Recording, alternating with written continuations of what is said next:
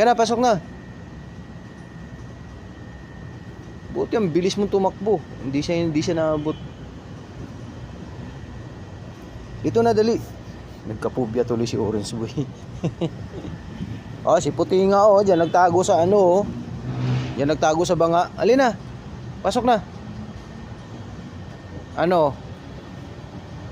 Karipas ka ng takbo. Huwag ka kasi doon sa likod. Doon kasi siya nagtambay siguro kanina sa likod nung pag-close ng store. Ay, ayun. Dito ka lang. Hinabol ka tuloy. Nagpupo si Beauty. Si Mami Cutie nga, nandun lang sa itaguan niya. Ang galing-galing nito. Tago dun sa halaman. Mami Cutie. Si Puti. Nakapatong sa banga. Jesus, hindi na kayo maghapunan kasi dami niyong nakain. Timing din kasi nung pagkatapos nilang maghapunan 5:30, dumating din yung aso mga alas 6, so busog na sila. Jesus,